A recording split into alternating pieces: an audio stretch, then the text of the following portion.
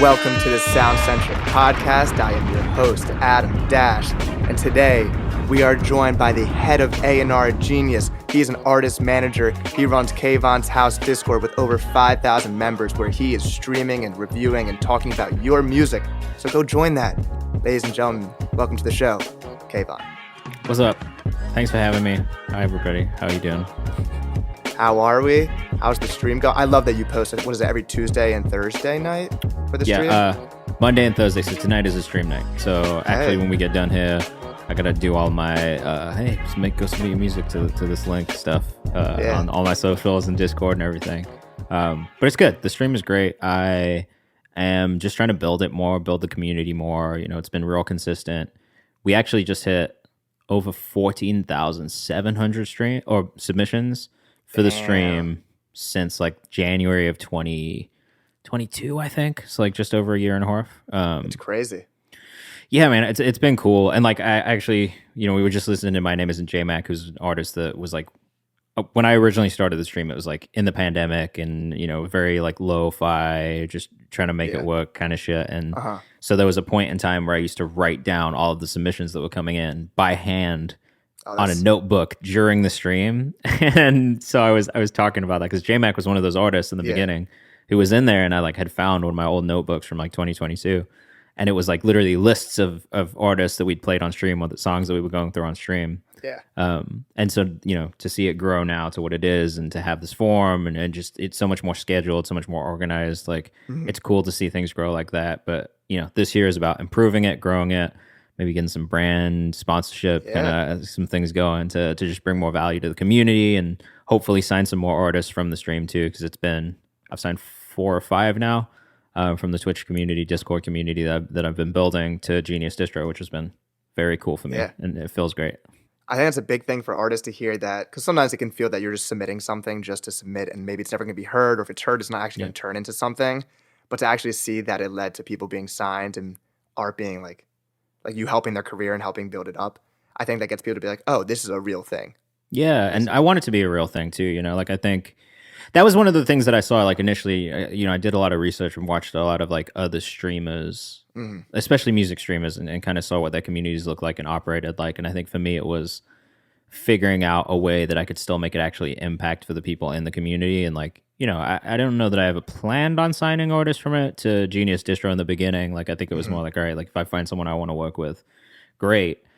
But then like the opportunity just kind of presented itself with J-Mac, where it was like, hey, I've got a project that's coming out. We're launching this new distro. I see the vision. I see the team around him with Gutty and the producers and everyone he's working with. And I've seen the development over 6 months, the work he's putting in on socials and content. And it just kind of fell into place. It was like, all right, like this is a great opportunity for us to kind of use this platform that we've built to push a great artist that makes sense, is in our wheelhouse, the audience will probably like, is kind of at maybe not the forefront at the time, but was, in that kind of rising underground hip hop scene that was really starting to kind of bubble up around, especially Virginia and like New York, and LA, I guess. But, LA, I think was a little slow to pick it up. I think New York was probably first to kind of bolster this like underground hip hop scene again, especially with the curators who are out here like Annabelle and then kind of like people in that space too.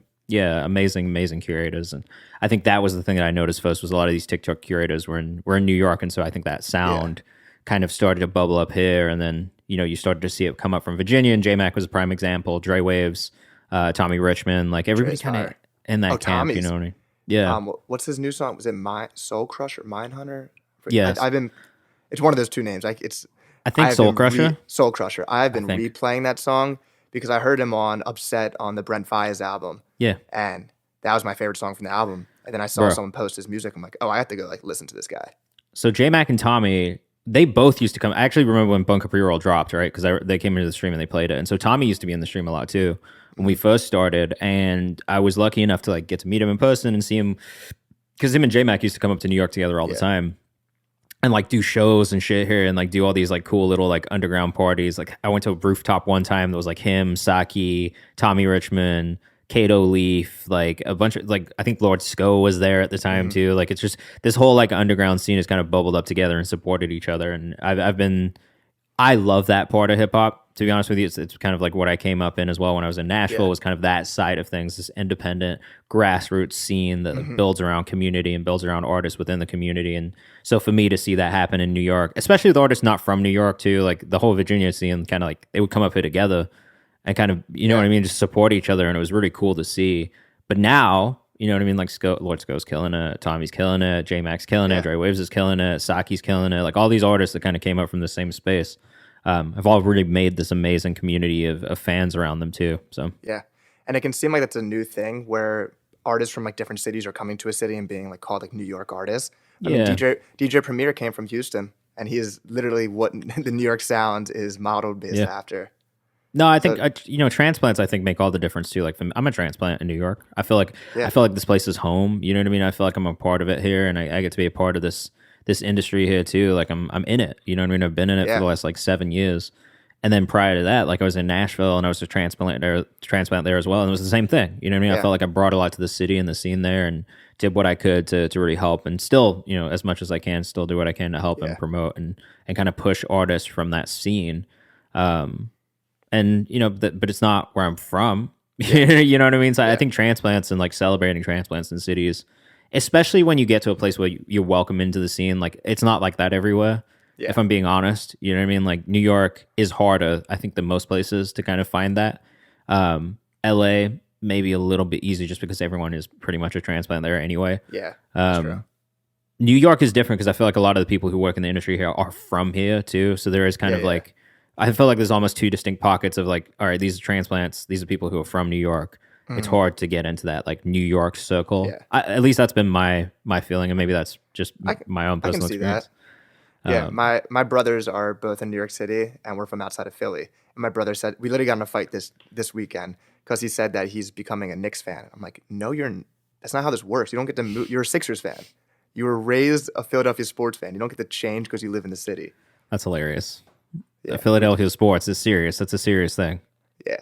Well, because Jalen Brunson is from my town originally. So like I love Jalen Brunson even though he got injured last night. Yeah, sad times. But I'm like, yeah, you cannot change up on us. That's not how this works. I'm dead. That's hilarious. It sucks. We were talking before about curators and how big they are right now. Yeah. So Annabelle's been killing it. Annabelle, if you see this, I would love to have you on the show. A little plug right there.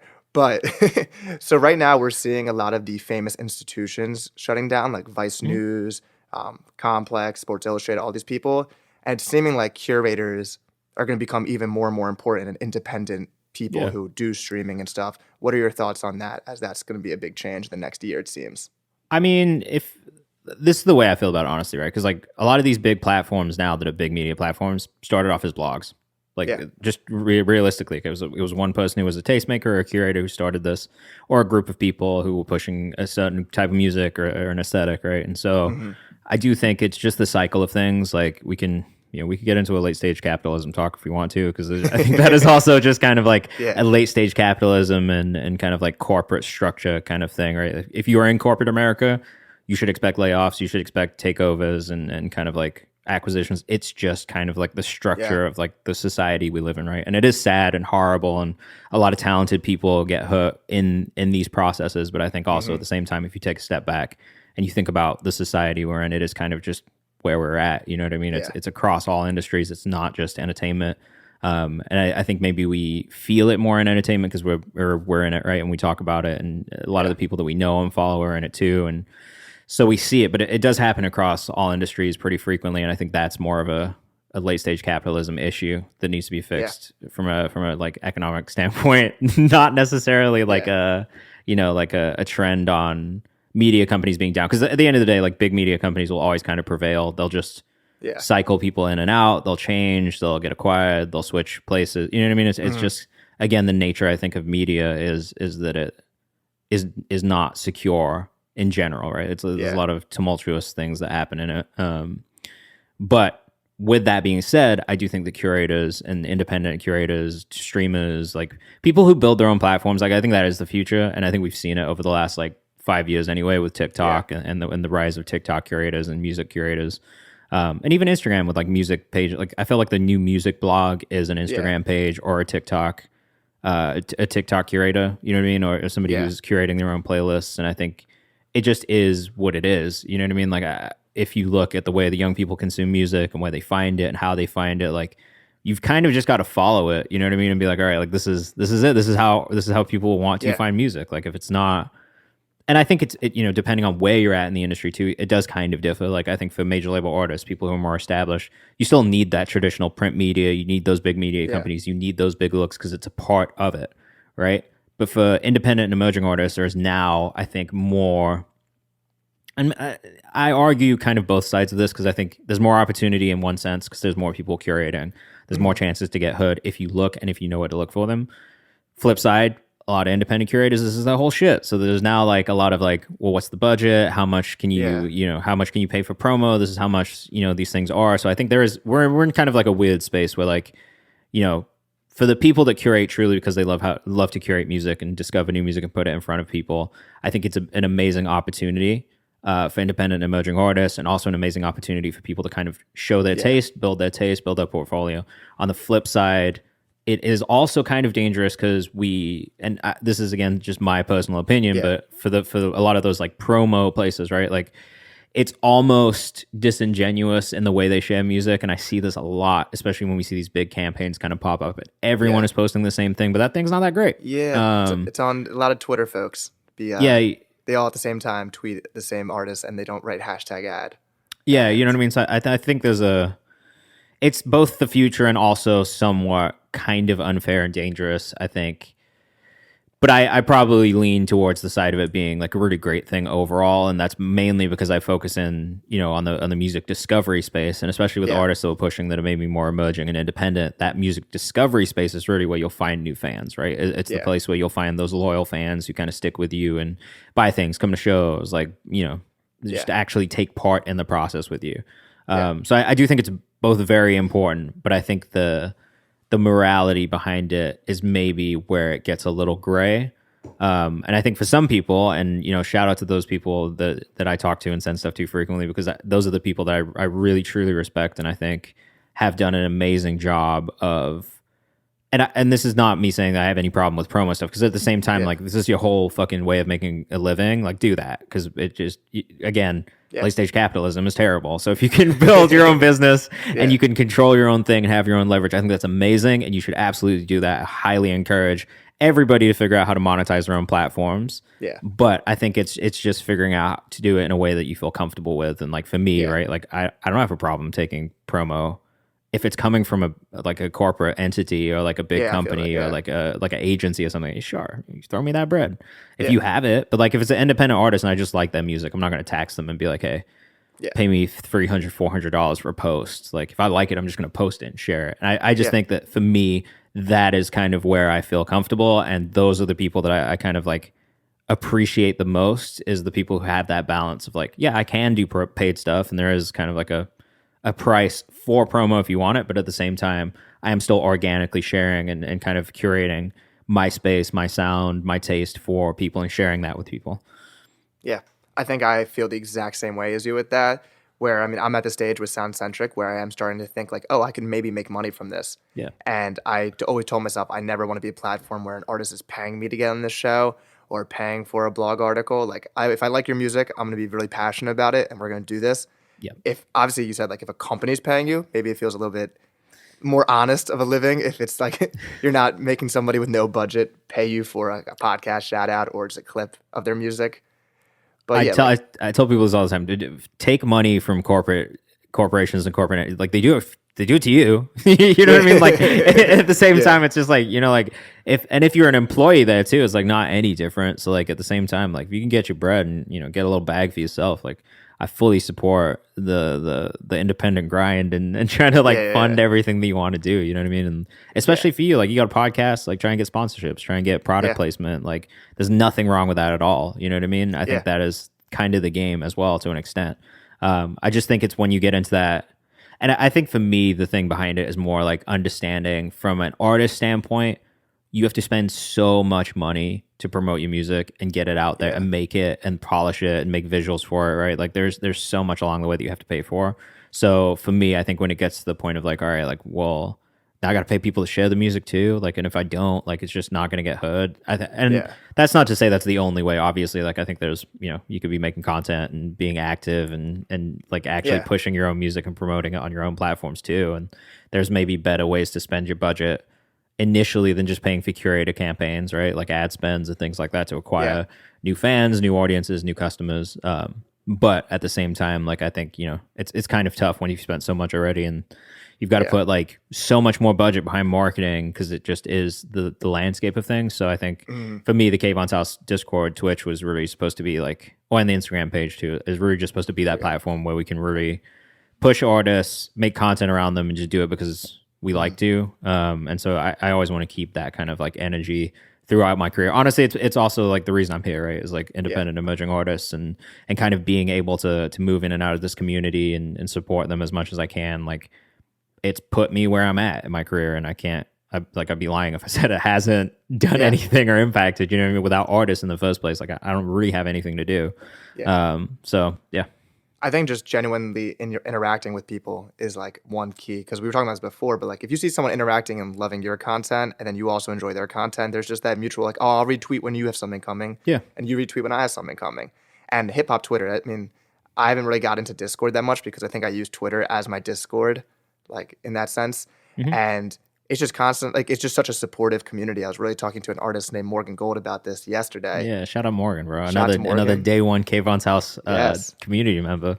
And her new album is amazing. But it's crazy because none of these artists are like, everyone's competitive naturally, but they're not competitive in the way where they're not supporting each other. Like I know those artists have a group chat where they're all like genuinely just friends talking about each other. And that's why I love hip hop Twitter. It's been great there.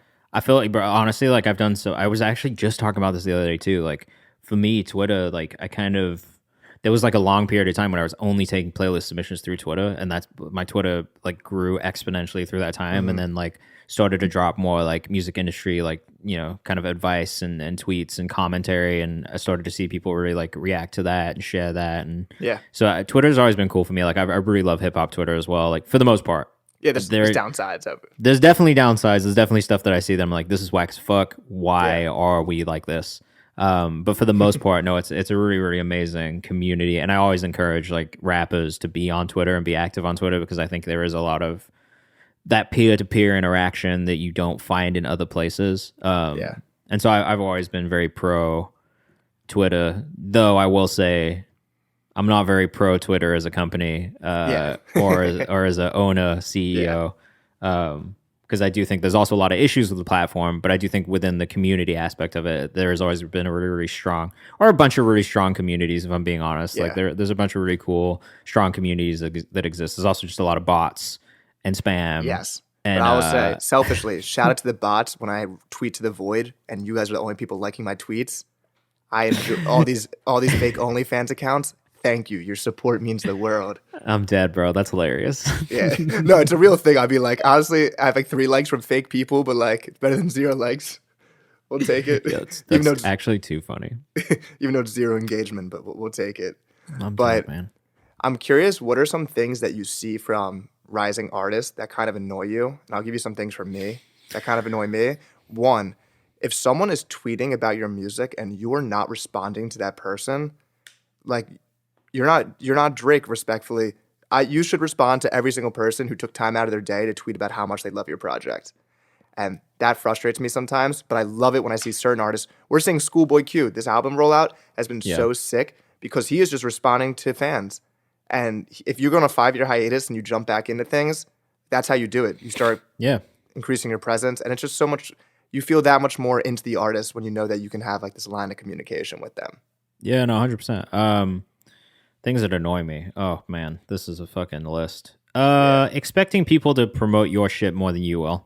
That's probably my biggest pet peeve, especially on the distribution side as well. You know what I mean? I think like expecting other people to do more than you will do as an artist to promote your own music is absurd. Like honestly, it's just it's like actually crazy. Like to think that other people should. Like why should anybody else care about your art more than you do? If you can't physically show us how much you care about it, why should we? Well, I think that's something. I saw a video from Rap Portraits, came out with a video with Cal Banks, and he was saying that when he got signed to TDE, he's like, oh, this is when like the opportunities come. And Yeah. I was like, then he realized like, oh no, this is now I'm in the spot, but now I still have to keep being my biggest advocate and booking studio sessions to have these artists come. All you've done is get drafted to the league and have an opportunity to play. Like that's the analogy I always make to people. Like it's not like you get assigned to a label, you get a deal. You haven't made it. You have the opportunity to now put the work in to try and make it. But you have an opportunity in front of you to take advantage of the resources that you'll have and maybe the support that you'll have that you didn't have before to be in the league. Yeah. But before that, you know what I mean? Like being independent, like you're out here, you're at tryouts, bro. Like let's, you know what I mean? Like that's maybe a bit harsh because like I do think there are independent artists do an amazing job, but I think the thing you have to remember going into a major label deal or even an indie label deal is that it's not that the work will all immediately be done for you. And even with especially with distro, the work is not going to be done for you. You have to do the work yourself. Yeah. And if you're lucky, you'll get a team that does a good amount of work for you and really cares about the project. Or if if you're careful, you'll find people who really care about it and can do the work for you, or at least help assist you in the process. You know what I mean? Not do the work for you. But I think that's one big thing for me is just people who expect to be handed. It's the entitlement. It comes back to entitlement at the end of the day. Like you're an artist. That's cool. There's like a billion artists. Okay, that's an exaggeration. It's not a billion artists, but you know what I mean? There's like a ton of artists out there. Yeah, there's a couple million artists out there, a couple million rappers out there trying to do the same thing, putting music out, telling a story, trying to get people to care. And like at the end of the day, I think it's, everybody wants to feel special as an artist, but I think artists have to understand that like in today's age, it's maybe not as special of a thing. And you have to give people a reason to think that it's special and connect to it and feel as though it's special. And that's not a knock on people's art because, like, obviously, I think everybody should have the space to make it too and express themselves and create. But at the same time, if we're talking about this at a high level, at a professional level, then it's the same as anything. You know what I mean? You have to excel and you have to be great at what you do. In my eyes, at least. Like, I'm sure there are artists who have made it who are not that great. But at the same time, like, I think it is about that work ethic. It's about being grateful for kind of like what you're doing and the steps you take and, not feeling as though you're entitled to anything because you're really not. And I try to remind artists this all the time. It's like, like as much as you want to feel entitled to something, like you actually don't deserve anything until you can prove like what you're capable of and what you can do. And even then it's hard work and it's getting people to care and convincing people to care and connecting with them. So I just think there's so much more to it than just being like, oh, I'm a great artist. I deserve this. The entitlement, not putting the work in, the work ethic, spam, bro. Oh my God. Like I could write novels. I could write essays. I could write dissertations about artists spamming people. Cause it just doesn't work. You know what I mean? Like it's cool. Like if you have a campaign that's like, day one of this person, like until this person sees it, like sure, at least that's content. You know what I mean? There's a funny story to be told there, but like, for people who are just like, hey, yo, bro, check me out. Like, I'm the next blah, blah, blah. Like, I just, like, that does not excite me at all. Like, I think it's, artists just need to understand if something is great and people will see it. You know what I mean? Like, if it's really, really sick and, like, undeniable, like, we'll see it. You know what I mean? Like, at the end of the day, like, in the music industry, in the music creative place, like, we'll see that shit. I learned that lesson recently because I do a weekly video called The Rhyme Report where I kind of do like a SNL version of the hip hop news. And one week I was just thank you. I don't have like a crazy amount of followers, so I'm like, what's a good way to get people to see this? Oh, I'll comment the link under like a complex tweet or under one of these big platforms. And I was talking to John Denton, the big music reviewer, about this, and he was like, although it might get you the views, he's like, that's just not the way to do it because like you will annoy someone. And when I was doing it, in my mind, I was like, this could be definitely viewed as annoying. And one account who follows me and we interact responded with a question mark. And I'm like, then I felt anxious because I was like, I probably shouldn't have just commented randomly on that. I think there's ways to do it. You know what I mean? Like, I just think that like the way that people approach it for the most part is poor. And it's like always under the guys, like we did this like, and this is maybe not a great example because I think like when we did this collaborative playlist, like one of the instructions was comment as many times as you want, but like I usually tell people don't do that because it does immediately lend itself to getting 1,000 comments from the same person, and it's like you don't get to see all the comments. Like sometimes it's like you tweet and it's like submit this, like you don't see all the tweets. Like it doesn't actually allow you to physically see all the responses. Yeah. So the more that someone spams it, the more that it takes opportunity away from someone else. So for me, it's really just kind of like this thing of like like just follow the instructions and be fair to everyone so that everyone Yeah. can get seen, everyone can get heard and have that opportunity. Because otherwise it does kind of detract from other people. And, you know, even for me, if I'm listening to something, I see like 1,000 of the same comment, like sometimes it'll just piss me off. And then I'm not in the mood to listen to music anymore. And then, Yep. then the vibe is gone. The vibe is ruined too. So I think that's important. So And also just like, you gotta like balance people naturally finding your content, but also still marketing yourself. Because like we said, yeah. like, no one's gonna market for you. But Bro, I'm still in people's comments trying to push people's music. You know what I mean? But it's always going to be like something that makes sense. So if it's like a video that makes sense and is in the taste of someone else's music that maybe I'm pushing, I will comment and be like, hey, like if you like this, I do think that you might like this. Yeah. And I think that's fine. You know what I mean? And I even think that's fine for artists to do. I wouldn't be mad if an artist came onto my content and was like, hey, did you like this? Then I really think that you might like this artist too. I'd probably check it out. You know what I mean? Because it makes sense and it's cohesive. But when it is like, you know, just a random cold DM, like I had somebody DM me like, I'm the next Michael Jackson. I was like, are you, dude? Yeah, like, are you? Like, I'm not to be a dick, but like probably not. If we're being completely honest. Like, I don't think Michael Jackson would be in people's DMs being like, I'm the next Stevie Wonder or something like that. You know what I mean? Like, so I don't know. I think that's one thing for me. And then the last thing I think that annoys me about artists is just the lack of like, and this is not everybody by any means, but like some artists, bro, just refuse to treat people on their teams like human beings. And like that's like a big thing because like everybody's a human being at the end of this. Like I try to be mindful of that in every case, even if it's some shit I don't like or somebody acting a certain way and it like, you know, irks me. I do try and give them the benefit of the doubt first and be like, yo, like what real life shit is happening that is going to stop you from doing the thing that you need to do. So that is maybe the other thing is just, I wish and this is the same on all sides. Like I actually feel this way about people on the industry side to artists as well towards artists, but just like understanding like, yo, this is like human being shit. First and foremost, like we are all just people trying to succeed and like chase our dreams and stuff. And like, I do think that that's maybe the other thing is I just wish people maybe understood like, yo, like everybody on every other side of every email and DM and text you send is literally just a real human and could have any number of things going on in their life. So if they don't get back to you, it's probably not personal. You'll know if it's personal, I think. Yeah. But for the most part, it's usually not. And like a follow-up will actually solve a lot of the issues that maybe you had because it's just not communication happening. I feel like that's usually what it is. So yeah, those are probably my things. Another thing for me is artists who make it so hard to find their social media / their music. Because for one, if you're a rising artist, your pinned tweet, please God, can you please make it your music and make it a video so I can see? Because I love using GIFs. They're all over.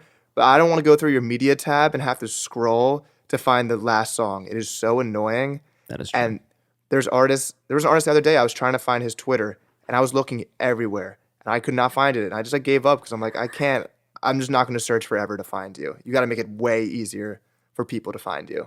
This is actually a running joke on the stream too. We have a no socials emote now because for the first like year of the stream, like literally it was like, you know, 8 times to 10 times a stream. I'd be like, hey, put your socials in your Spotify bio. Because if you're not doing that, at least you're fucking yourself up. Like how are people supposed to find you? Especially if you've got a name that's maybe not easy to find. Like just make it easier for people to find you, follow you, and listen to you. Because that's what you're trying to do, right? You're trying to get them to follow you and you know, pay attention. Like make it easy. Make it as easy as possible for people to follow you. And that's a separate thing with artist names. I don't want to tell anyone what they can name themselves. Go for it. But when you are sometimes including like numbers in your name instead of like a letter, like the number 3 instead of the letter E or something, it does make it harder to find you. And if you're a rising artist, you should make it as easy as possible. That being said, name yourself whatever you want. Yeah, but I would take it into account, like when you're doing it, like if you are trying to do this again at a professional level, like you have to somewhat think about SEO and how you're gonna show up on searches. You know what I mean? Like, and that doesn't need to be like the deciding factor, I don't think, in how you choose a name for yourself as an artist. But if your artist name is Jeff or like Dave. You know what I mean? And like, you know, it's crazy that worked for him. Yeah, you know, it's just going to be hard, and you've just got to understand that. So you need to figure out how to like stand out or make it stand out in searches, and you know what I mean. Like there just has to be some sort of differentiator that like gives people something, because otherwise you will get lost in the shuffle, and that's just a realistic way of looking at the internet. What's funny, I saw a Lil Dicky clip where he was talking about Dave. He's like, if I knew I could become a big rapper with the name of just my first name, he's like, I would have loved to have done that. Yeah, for So sure. it's really impressive that Dave has made such a name for himself with the most like 100%. basic name ever. But at the same time, like all his handles is Santa and Dave, right? And like that's been Yeah. a thing from the beginning. So there's always that differentiator of like, all right, like we know Dave the rapper is, but if you Google Dave and that's the only thing you put in, then it's pretty hard to find. Even for that Dave, like Yeah. it's still not the thing that pops up at the top, right? So like, Yeah. I think it's just understanding, and if you can work your way around it, great. You know what I mean? But it is figuring out how to work your way around it more than anything. Yeah. Like you can't be mad about it if that's what you pick. Yeah. I'll give you a funny story. I was at the Sixers game with my dad, and Black was performing in Philly the next day, so he was courtside. And Yeah. like his name, just realistically, most people I know call him Six Lack. Yeah, It's just 100%. because if you just say Black, you're like, who? And they're like, Six Lack. Like, oh, yeah, I know him. But I was at the game, like, trying to get his attention as, like, the game was over, and I'm yelling Yeah. Black. I'm like, Black. My dad's like, relax. Let's stop yelling Black. And I'm like, it's his name, but I don't want to yell Six Lack because he's not going to like that. Yeah, no. And But I mean, they did a whole campaign around it too. You know what I mean? Like his whole Yeah, merch Six was Lack, not black, black. not six. Yeah, Yeah. exactly. So like, I think like that's the thing is like if you have a situation like that, it's figuring out how creatively to get around it and to Yeah. almost make it make it work to your advantage. But if you just go into it and you don't try, then you can't be upset if your name doesn't pop up at the top of Google because it's the internet and it's been around for a minute now, so there's a lot of shit on it. Yeah. Yeah, I've seen an artist who has the same name as an NBA player. So like when I looked up their music, NBA highlights come up. So then you have to write like that name music to find the music. And it's unfortunate. It's like, do you change your name if you're deep into your rap career? That's an unpersonal decision you got to make. It's hard. I mean, I've done it with an artist, and it's hard. Like, it's not an easy thing to do either. So, you have to be sure about the name change if you're going to do it. Yeah. But yeah, like I think it's just one of those things. You know what I mean? Like, that's the growing pains of being an artist now. Is like you've got to figure out how to set yourself apart, regardless of what it is, whether it's your name or image or branding. Like, there's got to be something that differentiates you from the thousands, hundreds of other artists who are doing the same things and maybe have similar names or similar styles. So I think that's kind of the name of the game too. Is how do we stand out? Yeah. Sorry to pull you away from the interview, but it's time to give a big shout out to SoundCentric's first sponsor ever, artist manager and entertainment executive Ian Schwartzman. Make sure you go check out Ian's new amazing roll call series that you can find on all of his social media platforms right here. It shows artists, managers, or any music industry professionals ways to navigate the industry with topics like major labels versus independent labels, licensing versus publishing, and topics like that. I've really enjoyed it and I've learned so much, and I think you will too. Now back to the episode. So before we dive into your career at Genius, because I got a lot of questions about the things that you've created, let's do our weekly playlist title. This is a way to kind of highlight what we've been feeling this week, how we're doing, artists we're listening to. So Kayvan, what song is highlighting the playlist this week? So I have been listening to Serena's Ole, which we just dropped through Genius Distro. She's a Afro pop artist, an R&B artist from Virginia. Or sorry, Maryland, Silver Spring, Maryland, Virginia, DMV. Yeah, I'll say DMV because Silver Springs, Maryland. Yeah, so she is sick, honestly, like very, very good. She's Haitian as well, so it's like compa mixed with pop R&B. So it's kind of got that traditional Haitian. What's it called? It's like not a merengue. It's like a really specific like type of tempo and music. But it's amazing. It's really, really tight. So I've been listening to that a lot. We've got Leia the Leo with a cover of The Climb by Miley Cyrus coming out tomorrow. Classic song. To celebrate the 15th year anniversary and kick off a new round of music from her. And then that song's 15 years old, or her 15-year anniversary? That song is 15 years old. Isn't that crazy? That's from the movie, Dan. That movie was great. Yeah, so that comes out tomorrow. And then we got Win and Wow Great coming out on Friday with a song called Cut and Paste, which we've all been awaiting. Yes. So I'm excited about that one too, but that's what I've been listening to. Yeah. Shout to Doc. That's another example of someone who has changed his name because he's gone between Dr. Dot and Wow Great. Yep. And back and forth. Yeah, it happens. But they're really good at focus. We talked about this, but him focusing his branding on like Earth Gang. Like they've been very good at pushing that brand forward. For me this week, I'm going to shout out Michael Millian, his new song, For Real, hard-ass hip-hop song, great for the car. This is a message for all artists. Please submit your music because I do want to talk about it and find outlets to talk about it. Michael is someone who's been submitting his music to me, so I was really happy to shout him out. Thank you for your support, Michael. And the song's awesome, so please go listen to it. Hell yeah. So now let's get into your career at Genius. You're now the head of A&R, but you once started as a guy who was being a music blogger, was working at CAA and happily left CAA. Yep. And you got reached out to by the legend, one of my heroes, Rob Markman. Tell me about that first introduction to you guys getting together. Yeah, so I reached out to Rob, honestly. So the guy I was working for at the time, his name is Tim Weber. Shout out to Tim. He was the founder of Good Music All Day. He now Legendary is a big platform. part of, legendary platform. That's where I first started blogging as well. So my first music blogging job was with Good Music All Day. Shout out to Tim now, still doing amazing things with Grouped. I have If songs. you haven't checked out Grouped. I have songs on my iTunes that literally say like "Good Music All Day," like they were downloaded from Exclusives, that. yeah. I still have them on my hard drive too, and he was a big part, I think, of the way that I thought about music discovery and supporting artists from an early stage too, because that was kind of the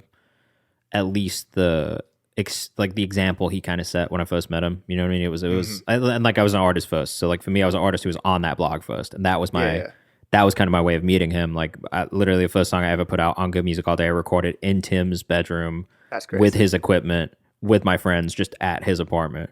And we didn't even know each other. We just met for the first time. Like we didn't even know each other like that. It wasn't like we had this relationship and I came in there. He's like, "Hey, you can use my stuff." It was like, I literally met this dude and he was like, "Oh, you want to record? Yeah, go ahead."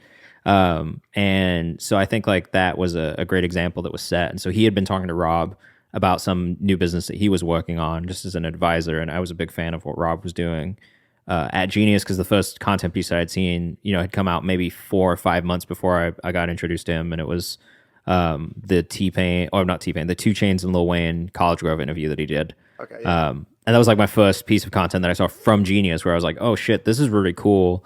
I think this would be a really, really good fit for my skill set. Having been an artist and kind of coming from creative first, like I do find it pretty easy to talk to people, and I think this would be a cool place to work and kind of learn what artist relations is, because there wasn't really much, like I'd been at CAA, but there wasn't really much that I could really.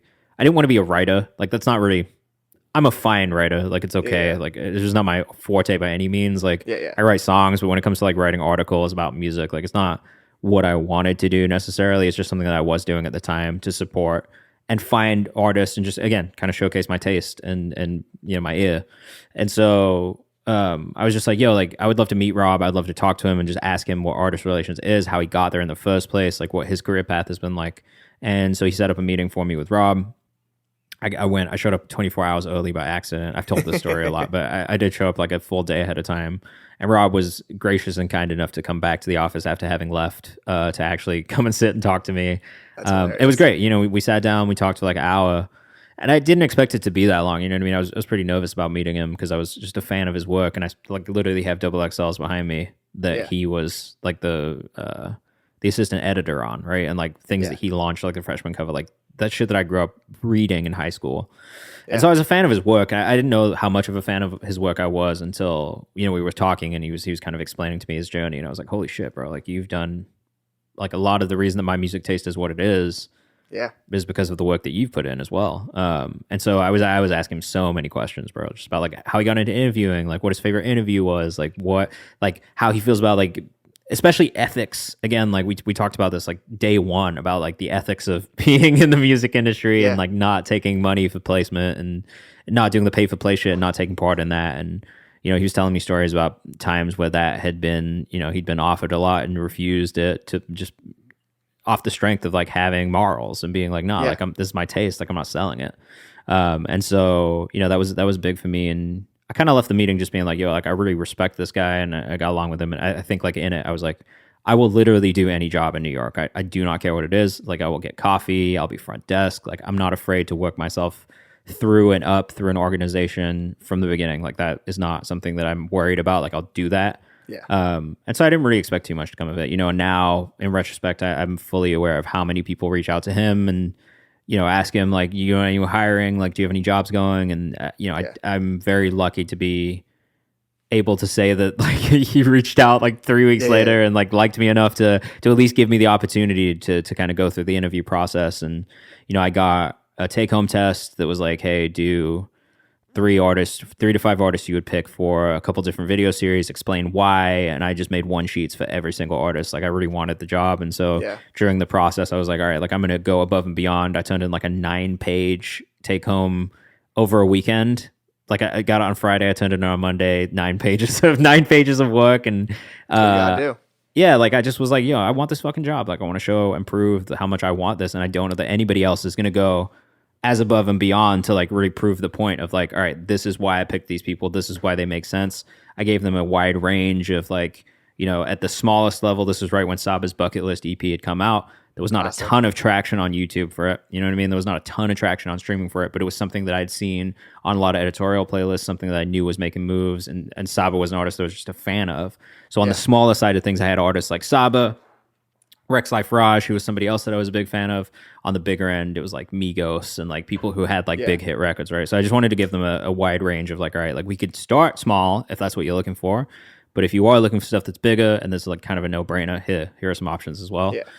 So I did that, planned on moving to New York anyway. Like I was just going to move in March of 2017. I was like, fuck it, we're just going to go. When our lease is up, we're going to move.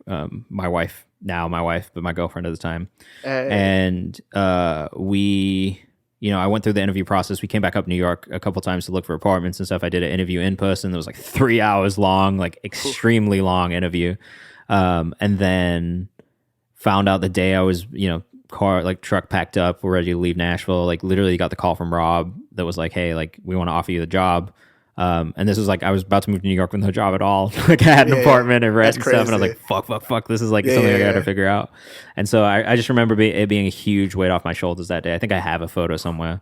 What my wife took of me. That must have been. Oh my God. Oh bro, I sat on the floor and I cried, like literally like in an empty house. And then we drove to North Carolina first to see my parents and drop stuff off and kind of like, celebrate. Drove from there to New York, and it was just like a really crazy whirlwind of a March. Moved up to New York in the snow. It was really like a crazy, like it felt like a movie. Like when I look back on it too, like just the way it all came together was like really serendipitous. And so been a Genius now for like 7 years. Have predominantly worked at the beginning in interviewing, booking for interviews, kind of shifted from that into content strategy, why we're booking, who we're booking, why we're booking them, what works, what doesn't work, making sure we had enough content backed up for, to have like space and time to shoot if there was any production issues or things like that. Shifted from that more into branded content, live events. We did like a live performance series during the pandemic called Genius Live that they kind of just were like, hey, figure this out. So I did that as well. But usually it's like we have new products that we're launching that kind of like are artist facing generally. I've had to have a hand in it in some way, shape, or form, which has been really cool. And now that we launched Distro about 1.5 years ago, almost 2 years, we're coming up on 2 years. I've kind of been leading the charge there with Rob. And signing artists, putting projects out. We've done 20, 30, 34 releases in the last 2 years. Damn. 10 million plus, maybe 11 million plus streams at this point. $0 spent on marketing on our side, just a lot of hard work. Flex that. And I know like a lot of people are like, oh, that doesn't matter. But like to me, to say that we've been able to push things, and that's not to say the artist teams haven't put their own bread in times and on certain things, but for the most part, it has been done like fully organically, just with the support of amazing partners, curators, playlisters, DSPs who have been, we've been able to help tell the story too. And I don't know, it's been really fulfilling actually to do it this way and kind of like work with artists from the ground up and kind of like in a more grassroots kind of way. It's what I enjoy.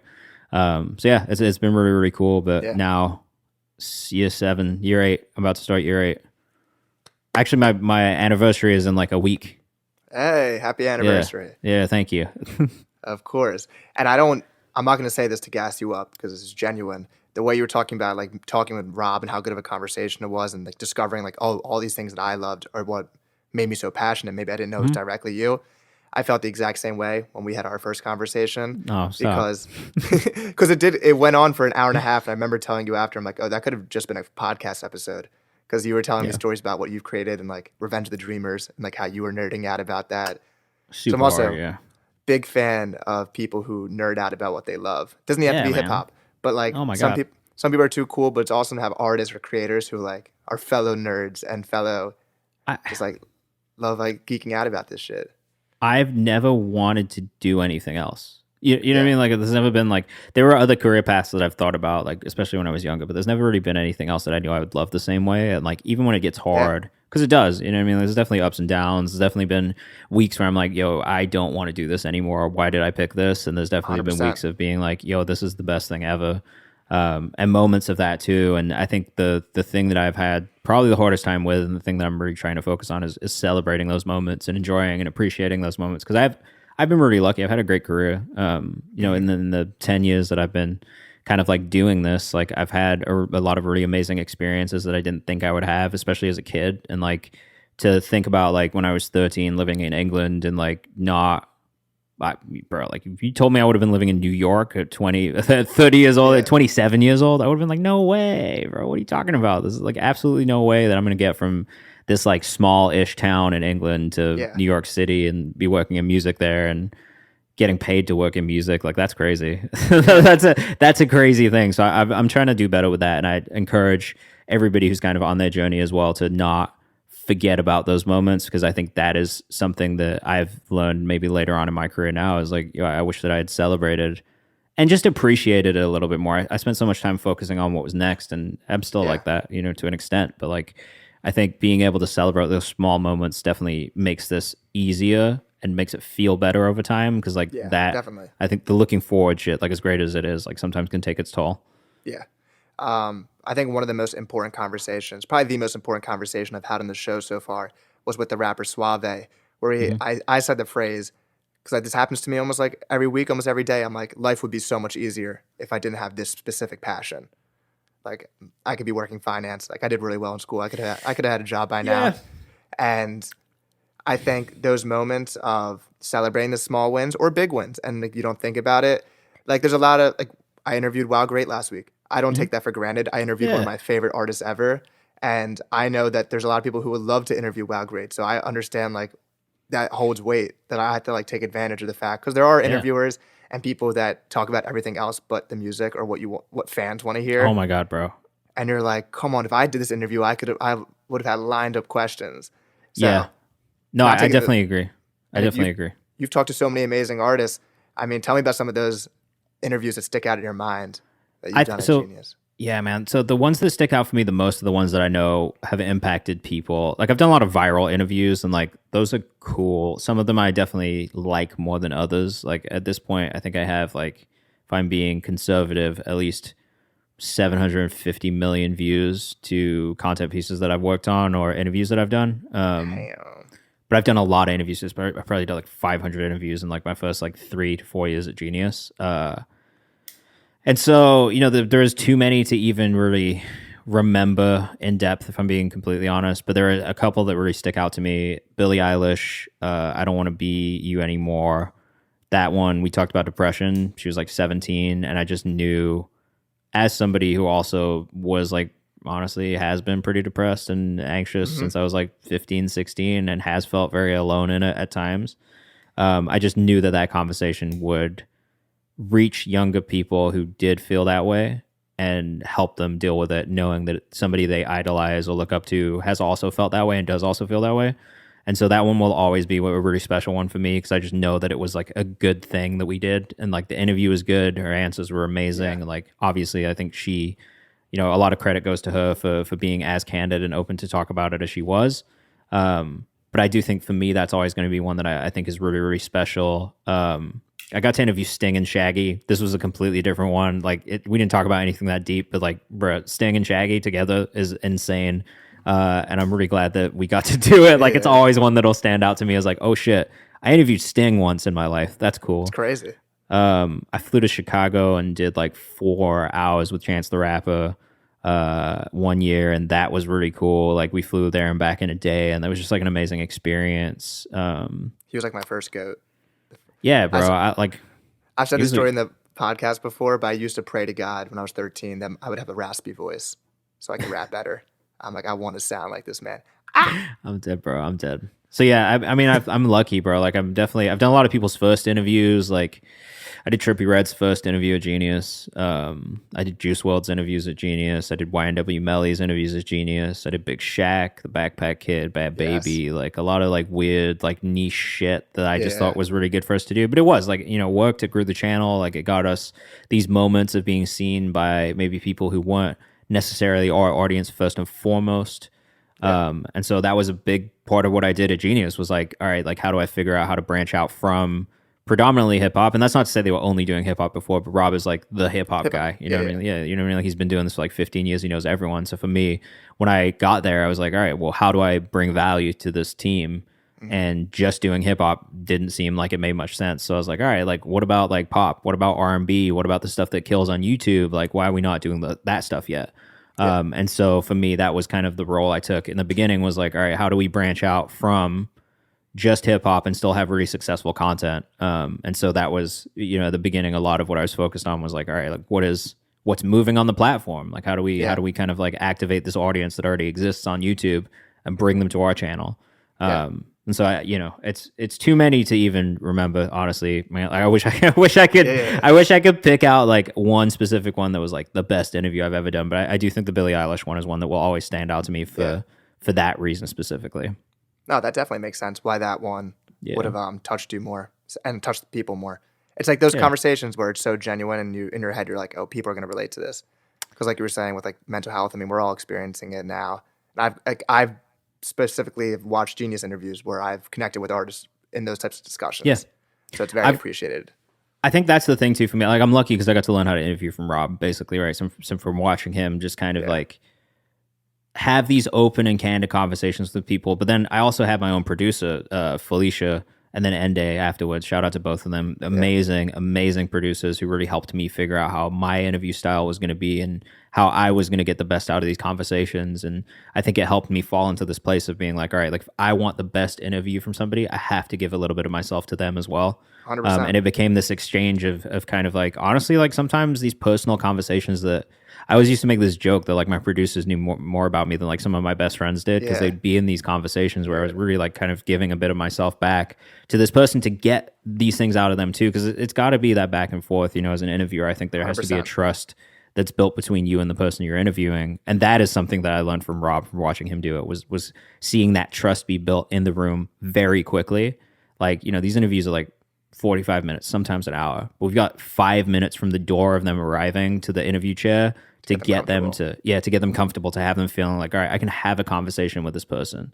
Yeah, that's been a major goal for me, what I try to do, because I watch so many podcasts, and you want to watch, you're interested about who the guest is, but I also want people to be interested in my POV. 100%. But then also that suave conversation, I don't know if it would have been as good as it was if I didn't talk about how I deal with that first, and I talked about how, I don't know, like it's hard to have this passion every day. Then he was able to be like, exactly. Oh, you feel that way too. And I think that's what made the conversation. I could have easily just asked him, why don't you quit? Like, what stops you from quitting? And he could have gave me an answer, but it was just that much better. The best interviews are the ones where you feel like you get to know the interviewer a little bit too, in my opinion, to be honest, because it's that human connection, that person-to-person touch that I don't think you get from just a straight Q&A. You can fire the same questions as somebody that they've answered 100 times. You're not going to get the best answers. Like, you're just not. You know what I mean? You're going to get the same answers that they've given 100 times, and they're not going to feel good about giving it for the 100th time if they've already done it a bunch of other times. You know what I mean? So it's finding new ways to get people to care and talk about the things that they're passionate about and the things they want to talk about. And to me, that was the thing that always stood out about Genius too, and like the content they were making. The reason that I wanted to work there was because the content was so centered around the art and what inspired it, what the stories were behind it, why people did things in the first place, as opposed to, you know, like I'm gonna talk shit all day about DJ Vlad and academics and all these like clown ass interviewers who just bring people in to trap them and ask them like stupid questions that, like, honestly, like, sure, it's viral funny content, but like at the same time, like, you're just like clowning a human being for no reason and putting them into situations where they make fools of themselves because it's entertaining to you and your fan base. And I just don't think that's right personally, when we should be exploring the reasons why this is an important thing that they did in the first place. Because for a lot of artists, this is like their whole life. You know what I mean? It's like the thing they care about the most. It's their biggest passion. It's some of their deepest insecurities and their most personal stories, right? Like, so we should give them the respect of at least having some respect for them. I mean, we're seeing that right now with like the Dune rollout, and they keep asking Zendaya and Timothée Chalamet, like, what's it like that you guys had to kiss each other and you're friends? And they keep asking them this question, and you can see they're so annoyed. But there's this one film interviewer, I'm forgetting his name, but he's so good, because he comes with such specific questions that are like, you can tell, like, oh, this guy really cares about the art. Yeah. And it's like, it's at a certain point, like, who's asking for the content about Zendaya and Timothée Chalamet kissing? I don't think the fans don't seem to like it, because they're all commenting, why do you keep asking this? The interviewer doesn't like asking the question. The fan, like, it's stupid. people need to stop trying to pander to audiences and be like, all right, like this is what they want. You know what I mean? And just start making authentic content because that's actually what they want. They want something that's different. They want something that's fresh. They want a reason for them to watch and engage with something. And honestly, like if you give a good interview, you're more likely to keep people engaged and have them listening than if you just ask them like clickbaity shit questions that like don't give good answers. Because also no one wants it. Like, you know how disappointing it is to click through into a clickbait article and have a one-word answer when they try and make it something out of the headline, and then you read it and you're like, this is so dumb. This is not even the thing that the headline was. Yeah. It makes you not trust that source anymore. You know what I mean? So like 100%. Like I get WoW grade in my podcast. I love the song Swivel. I was so curious how Swivel ended up on Revenge of the Dreamers and on Mirrorlands. I'm like, this is the question I want to ask. And I think fans will enjoy the fact because maybe they've thought that too. Or if they've 100%. thought about the Revenge of the Dreamers sessions because we've talked about that. I'm like, I'm obsessed with this. I need to know more information about this for selfish reasons, but hopefully other people will also enjoy that content.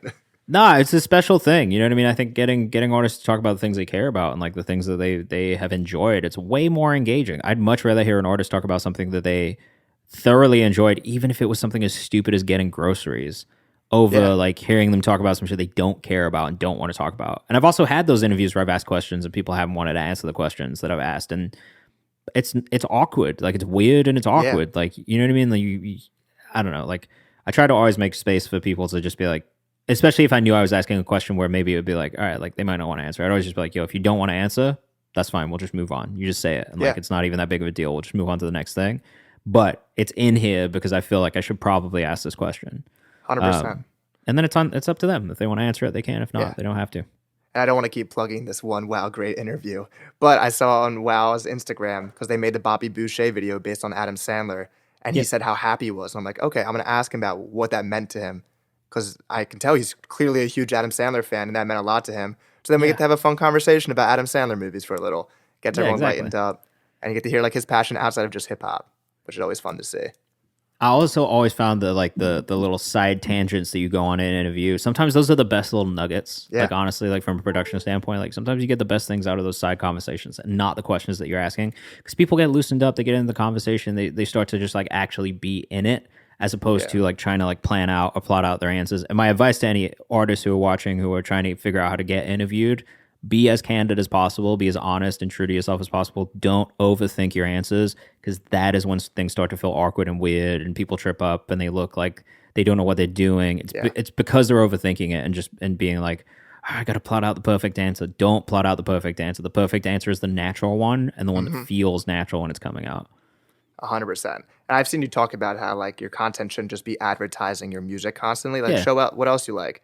And like if I'm like if Joel Embiid, something happens to him, like I'm tweeting about it. Like I'm a diehard Sixers fan. And it's like, I got these I love hip hop. It's my favorite thing in the world, but there are other things that I love talking about. And I think artists should learn from that too. Like people want to see what else you're doing during your day.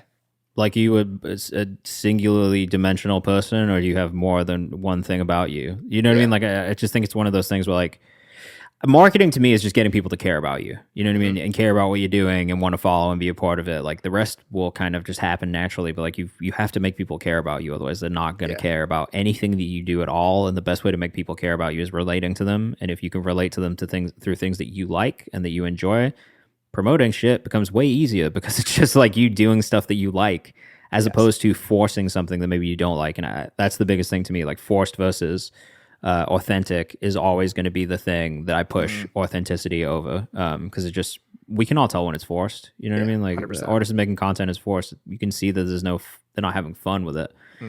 Whereas if it's just a part of your personality and something you enjoy, like there's always ways to activate communities that exist around different things that you enjoy that can bring them back to the music or bring them back to what you're doing and make them care about what you're doing. So that's my thing with that is it's always just about like how do you connect with people as people first. Yeah.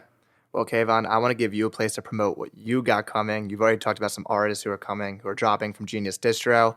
But where can the people find you? And what is Genius or your personal stuff? What is coming? So, I mean, for me, definitely go follow at Kayvan's House, Kayvan's House on Instagram. We've also got a Discord community that is really supposed to be a safe space for independent and emerging artists to come, share music, find collaborators, and really just like have a space where you can get unbiased feedback on what you're creating from other people who are doing the same things. That's a big thing for us, is just making sure that artists are talking to artists, producers are talking to artists, like curators, A&Rs, managers, like putting the resources around artists for free to be able to just make things a little bit easier and help them figure out how to develop. That is a big thing. If you are a Twitch user, come hang out with us on Twitch. It's just twitch.tv/KayvanMD. We're live every Monday and Thursday from 6 to 8 p.m. Eastern time. And that is 2 hours with me and the community on stream where we sit, we listen to independent artist music submissions. All genres are welcome. Unreleased, released music is welcome. Really just, if it's videos, you want to show us videos. I've done a lot of video work, so I can at least give feedback on how I view it. Content, if you want feedback on content, like again, we did a lot of content strategies. We've talked about that stuff. And then I really just try to make it like office hours too. So if you have any music industry questions and stuff, you can just come ask me there. It's like a free forum for people to kind of get this information from me.